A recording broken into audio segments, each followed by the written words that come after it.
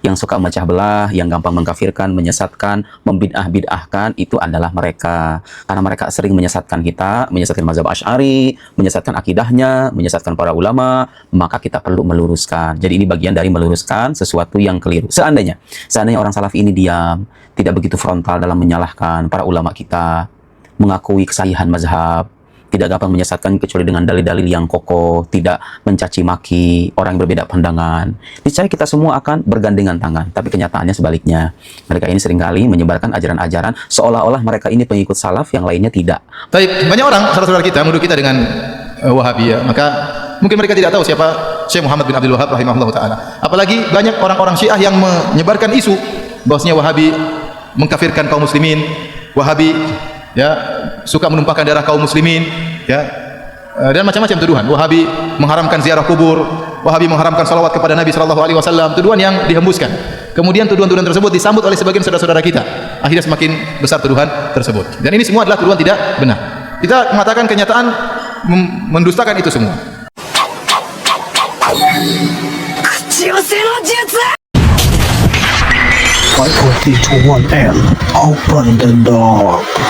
Assalamualaikum warahmatullahi wabarakatuh. Balik lagi di Kena Kali Channel. Sedikit penjelasan, kalau aku ini bukan orang yang religius ya, bukan juga orang yang fanatik terhadap kelompok-kelompok tertentu, khususnya kelompok agama dalam hal ini. Aku cuma orang beragama Islam yang lagi belajar, yang suka dengar-dengar ceramah, yang khususnya itu yang disertai dalil ya ketika ustadz-ustadz berceramah. Dan aku juga pernah sempat nggak suka dengar ceramah-ceramahnya ustadz-ustadz yang dibilang Wahabi, karena penilaian subjektif dari faktor lingkungan dan sosial media yang didominasi oleh kelompok yang sering menyebut kelompok mereka itu aswaja. Nah, untuk informasi-informasi yang sensitif seperti ini tentunya kita harus lebih selektif dan objektif lagi ya dalam menyikapi informasi yang kita terima. Nah, di video kali ini ada seorang ustadz yang bernama Ustadz Nurdin yang cukup ramai ya di sosial media pasca beliau berdebat dengan Guru Gembul. Nah, di sini beliau menyampaikan bahwa ustadz-ustadz yang biasa disebut Salafi atau Wahabi itu sering membid'ah-bid'ahkan atau mengkafir-kafirkan orang-orang yang selain daripada pemahaman mereka. Ya udah, nggak usah banyak cengkone, kita simak dulu videonya. Saudara-saudaraku semuanya, semoga Anda senantiasa diberikan kesehatan oleh Allah Subhanahu wa taala. Apa yang saya sampaikan terkait kritik terhadap mazhab Salafi jangan dianggap sebagai upaya untuk memecah belah umat. Justru yang suka memecah belah, yang gampang mengkafirkan, menyesatkan, membid'ah-bid'ahkan, itu adalah mereka. Karena mereka sering menyesatkan kita, menyesatkan mazhab Asy'ari, menyesatkan akidahnya, menyesatkan para ulama, maka kita perlu meluruskan. Jadi ini bagian dari meluruskan sesuatu yang keliru. Seandainya orang Salafi ini diam, tidak begitu frontal dalam menyalahkan para ulama kita, mengakui kesahihan mazhab, tidak gampang menyesatkan kecuali dengan dalil-dalil yang kokoh, tidak mencaci maki orang yang berbeda pandangan, niscaya kita semua akan bergandengan tangan. Tapi kenyataannya sebaliknya. Mereka ini seringkali menyebarkan ajaran-ajaran seolah-olah mereka ini pengikut salaf, yang lainnya tidak.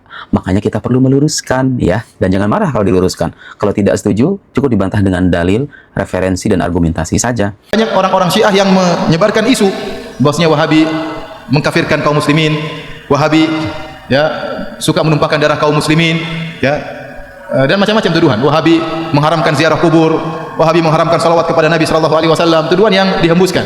Kemudian tuduhan-tuduhan tersebut disambut oleh sebagian saudara-saudara kita.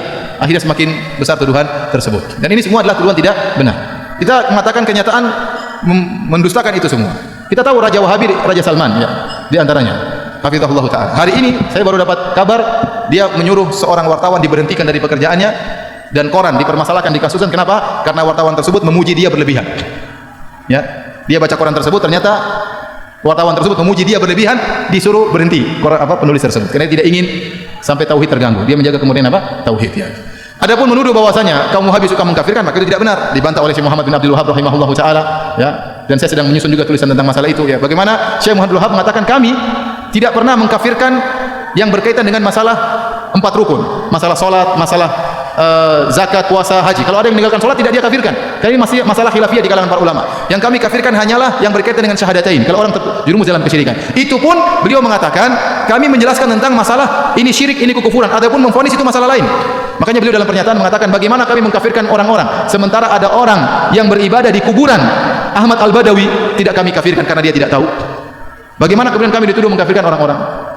Apalagi kemudian dituduhkan suka menumpahkan darah kaum muslimin. Apakah ada jemaah haji yang pergi ke Arab Saudi ketakutan dibunuh oleh orang Arab Saudi? Bukankah Saudi itu sarangnya Wahabi? Semua penduduk Saudi rata-rata apa? Wahabi. Apakah ada jemaah haji yang ketakutan kalau ketemu orang Arab Saudi? Ya, yang akan dirampas hartanya, akan dibunuh? Nggak ada, itu omong kosong. Atau kalau Arab Saudi memberi bantuan, gratisan banyak, pelayanan. Ya. Bahkan Raja Salman kalau sudah memberikan bantuan, sebelumnya Raja Malik Abdullah, kalau sudah beri bantuan kemana saja? Suriah dibantu luar biasa. Jutaan orang Suriah dibantu di Arab Saudi. Ya.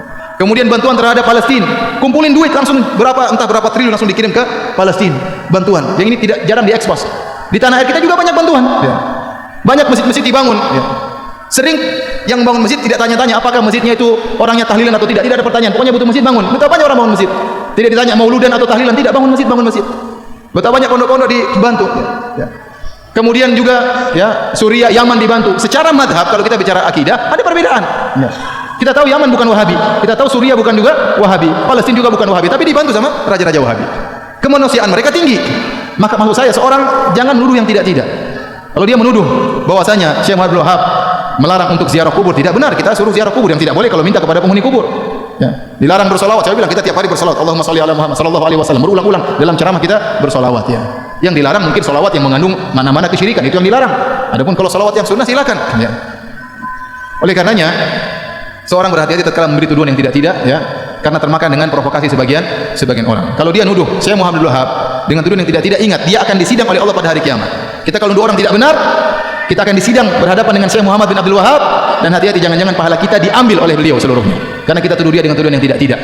Ya, ini bahaya, hati-hati. Maka seorang tatkala berbicara hendaknya dia berpikir sebelum mengucapkan apa yang dia ucapkan. Dan saya katakan bahwasanya kita bersabar kalau dituduh tidak-tidak, yang penting kita menjalankan sunnah. Dan ingat, kita tidak ada yang mengkultuskan Syekh Muhammad bin Abdul Wahab. Syekh Muhammad bin Abdul Wahab rahimahullah hanyalah seorang ulama yang bermadzhab Hambali. Jadi dia bisa salah bisa benar. Kalau salah kita tolak, kalau benar kita ambil. Dia sebagaimana ulama-ulama yang lain, bisa salah bisa benar. Makanya dalam kajian-kajian kita juga hampir tidak pernah kita bilang berkata Wahabi, berkata Muhammad bin Wahab, tidak pernah. Saya yang sampaikan dari apa saya ucapkan. Perkataan Syekh Muhammad bin Wahab tidak ada saya ucapkan, tidak ada saya nukilkan. Ya, hampir tidak pernah. Kita sampaikan perkataan para ulama, perkataan ahli tafsir, siapa saja. Maka jangan kita berbuat zalim terhadap seorang pahlawan seperti Syekh Muhammad bin Wahab. Beliau adalah pahlawan. Dengan jasa beliau berdirilah kerajaan Arab Saudi. Dengan jasa beliau berdirilah kerajaan Arab Saudi. Yang sekarang kita bisa merasakan kenikmatan adanya kerajaan Arab Saudi. Ya. Adanya ketentraman, adanya keamanan, adanya ibadah yang tentram di sana. Bagaimana bantuan kerajaan Arab Saudi kepada negara-negara Islam, itu salah satu jasanya Syekh Muhammad bin Abdul Wahab rahimahullahu taala. Jadi saya sering sampaikan, Syekh Muhammad bin Abdul Wahab itu di Saudi seperti tuanku Imam Bonjol di tanah air kita, seperti Pangeran Diponegoro di tanah air kita. Maka mereka cinta kepada pahlawan mereka, wajar. Kalau mereka cinta, mereka pelajari buku-bukunya, tapi mereka tidak fanatik. Kalau salah dibilang salah. Wallahu a'lam bishawab. Kali ini saya ingin mengulas dan memberikan bantahan atas satu pandangan yang cukup sering kita jumpai dari kalangan mereka. Suka ada tuh orang-orang yang mempertentangkan antara mazhab dengan Al-Quran Sunnah. Kamu milih mazhab apa milih Al-Quran? Milih Syafi'i atau milih Al-Quran? Kamu milih dalil atau ulama? Suka ada yang bilang begitu kan? Mempertentangkan seolah-olah kalau orang bermazhab itu nggak mengikuti Al-Quran dan Sunnah. Mau milih ulama atau milih Al-Quran dan Sunnah? Al-Quran dan Sunnah itu maksum, terjaga dari kesalahan. Ulama itu bisa salah. Suka kan Anda menyimak orang berpandangan semacam itu? Dalam fikih ada mazhab Syafi'i, ada mazhab Hanafi, ada Maliki, ada Hambali. Dalam akidah ada mazhab Asy'ari, ada mazhab Maturidi misalnya. Ngapain bermazhab-mazhab dalam akidah? Kita ikuti Al-Quran dan Sunnah aja. Milih mana? Al-Quran apa ulama? Al-Quran dari Allah, ulama itu manusia, bisa salah. Nah, ini cara berpikirnya sebetulnya sangat gampang untuk dibantah. Saudara-saudara sekalian, mazhab itu adalah jalan kita memahami Al-Quran dan Sunnah Nabi Muhammad sallallahu alaihi wasallam. Ulama yang bermazhab itu sadar betul bahwa mazhab yang mereka ikuti itu di dalamnya ada orang-orang yang pemahaman lebih mendalam dalam melihat Al-Quran dan Sunnah. Pemahaman mereka lebih mendalam. Kebanyakan dari kita ini orang-orang awam sebetulnya. Bahasa Arab nggak bisa, sekalinya bisa paling yang dasar-dasar doang. Kemudian usul fikihnya juga nggak begitu paham. Apalagi kaidah-kaidah fikih, akidahnya, balaghahnya, mantiqnya. Jadi untuk memahami Al-Quran itu nggak cukup hanya dengan membuka mushaf, kemudian berfatwa ini halal, ini haram, ini bid'ah, ini bukan. Nggak bisa begitu saudara. Harus melalui kaidah-kaidah keilmuan, dan itu orang perlu belajar puluhan tahun.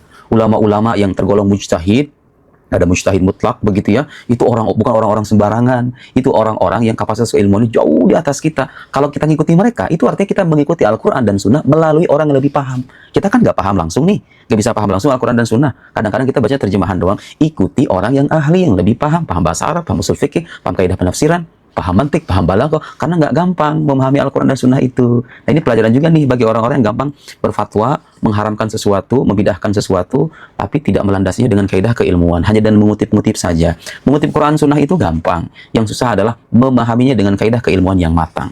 Nah, di hadapan saya ada sebuah buku, ini buku bagus sekali nih. Orang-orang Salafi itu kadang-kadang suka mencitrakan kelompok lain sebagai kelompok yang menyimpang dari Al-Quran dan Sunnah, lalu mereka seolah-olah menampilkannya sebagai pengikut Al-Quran dan Sunnah dan mengikuti ulama. Tahu nggak? Beliau nulis buku ini, lihat nih. Al-Madhabiyah Akhtaru Bid'atin Tuhaddidu Syari'atal Islamiyah. Karangan Syekh Muhammad Said Ramadan Al-Buti yang pernah saya ulas di video sebelumnya.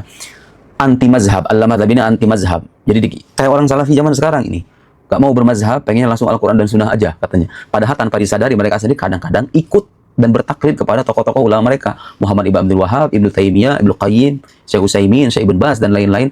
Mereka ingin lari dari mazhab, sadar atau tidak mereka sendiri kadang terjatuh ke dalam taklid kepada ulama mereka. Sama aja dong kalau gitu. Ikuti Imam Syafi'i, ikuti Imam Ahmad, ikuti Imam Abu Hanifah, ikuti Imam Asy'ari dalam akidah, ikuti Imam Maturidi dalam akidah. Kita ini sama-sama berjalan memahami Quran dan Sunnah. Gak bisa langsung, kecuali kalau Anda seorang mujtahid, intelektualitas Anda di atas rata-rata, baru Anda mengatakan ayo kembali kepada Quran dan Sunnah, jangan ikuti yang ulama yang lain kalau Anda mujtahid. Tapi kalau Anda orang awam harus bertaklid ya. Jadi bermazhab itu bagian dari ajaran Islam ya. Justru kata beliau anti mazhab itu adalah akhtaru bid'atin, bid'ah yang paling berbahaya yang bisa menghancurkan syariat Islam. Bukan saya ngomong ya, anti mazhab itu bid'ah, itu berbahaya bagi syariat Islam. Dan logika sederhananya begini saudara-saudara sekalian. Dalam setiap bidang keilmuan itu ada ahlinya masing-masing. Di kedokteran, di pertanian, dunia bisnis, politik, hubungan internasional, apapun itulah disiplin keilmuannya. Ada para ahli kan. Kalau para ahli bicara itu landasannya nggak cuma sebatas membaca 1-2 lembar halaman. Mereka itu melahirkan teori, melahirkan kesimpulan berdasarkan pengamatan yang mendalam. Di agama juga begitu, ada para ahlinya gitu loh. Yang akidah ini ada imamnya, yang fikih ada imamnya, begitu. Nah, kalau kita bermazhab itu artinya apa? Kita meninggalkan Quran dan Sunnah? Tidak. Justru itu cara paling selamat dalam memahami Al-Quran dan Sunnah karena kita nggak bisa paham langsung. Jadi bertaklid ini hal yang normal sebetulnya dalam kehidupan kita. Dalam kehidupan sehari-hari pun kalau kita pergi ke rumah sakit, kita kan sebetulnya itu mengiyakan pernyataan dokter karena kita percaya ada keahlian di situ, ya. Nah, orang-orang Salafi Wahabi itu kadang-kadang berpandangan itu bermazhab bagian dari bid'ah, tidak ada landasannya. Kata siapa? Saya tidak akan menguraikan secara detail, silahkan Anda baca ya buku ini. Saya akan menampilkan beberapa poin untuk menegaskan bahwa bermazhab itu ada landasannya, baik dalam Al-Quran maupun praktek kehidupan Nabi Muhammad SAW. Ayo kita lihat masing-masing. Dalam Al-Quran, seperti yang dipaparkan oleh Syekh Said Ramadan Al-Buti rahimahullah, halaman 84 ya, dari buku yang tadi saya sebut. Dalam ayat Al-Quran itu ada ayat yang berbunyi, Fas'alu ahla dzikri in kuntum la ta'lamun. Bertanyalah kalian kepada ahlu dzikr. Ahlu dzikr ini orang berilmu. Jika kalian tidak tahu. Lihat perintah Al-Quran. Kalau kita nggak tahu, nggak paham fikih secara menyeluruh nih, nggak paham akidah secara menyeluruh, maka tanya sama yang punya pengetahuan. Sangat wajar sekali kan. Jadi kalau saya dalam akidah bermazhab Asy'ari, itu bukan berarti bikin agama baru. Imam Asy'ari itu mengikuti ajaran salafus soleh dalam akidahnya. Dia punya jasa dalam membantah pikiran-pikiran yang menyimpang, sekaligus punya jasa merumuskan kaidah-kaidah keilmuan yang kemudian dilanjutkan oleh para murid-muridnya seperti Imam Baqilani, Imam Ibnu Furaq dan imam-imam yang lain, Imam Ghazali misalnya. Boleh mazhab-mazhab itu bagus ya. Mazhab-mazhab itu adalah para ulama yang mereka punya murid banyak. Jadi tidak ada para ulama sengaja bikin mazhab, nggak ada. Ya. Yang pertama mazhab Abu Hanifah. Abu Hanifah pintar, di zaman dia banyak orang pintar, tapi dia yang top. Akhirnya dia punya murid banyak, akhirnya ilmunya berkembang, jadi dia disebut mazhab Abu Hanifah. Setelah itu muncul Imam Malik, Imam Darul Hijrah, Imam Kota Madinah. Ada juga orang-orang sepantaran Imam Malik yang hebat-hebat, tapi dia punya murid banyak, akhirnya ilmunya berkembang, timbullah mazhab Imam Malik. Sebenarnya mazhab itu maksudnya metode belajar. Ini metode belajarnya Abu Hanifah, ini metode belajar Imam Malik. Ya. Di antara murid-murid Imam Malik ada Imam Syafi'i. Ternyata dia berkembang dan dia punya murid banyak lagi sehingga muncul lagi mazhab yang baru. Namanya mazhab Imam Syafi'i. Di antara murid Imam Syafi'i ada namanya Ahmad bin Hambal. Dia juga hebat. Akhirnya muncullah mazhab Hambali. Mereka tidak pernah sengaja untuk memproklamirkan membuat suatu mazhab, tapi itu berjalan dengan sendirinya.